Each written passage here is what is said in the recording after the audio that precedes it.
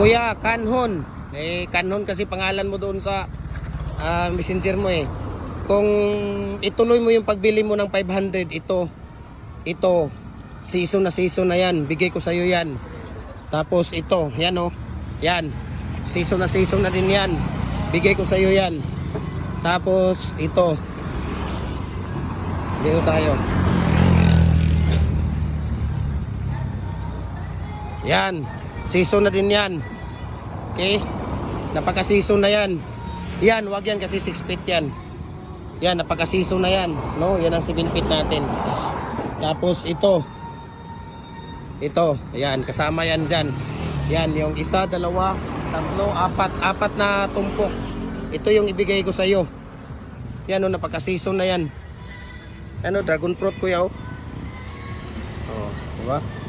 Dragon fruit. Napaka-season na yan. Ito, napaka-season na yan. Yan, oh. Yan, bigay ko sa iyo yan.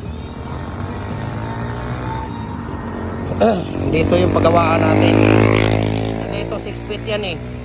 Para kung mag-order ka, yung 200 na lang ang gagawin namin.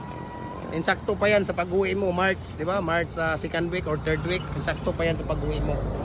Ayan, so maraming salamat and God bless po.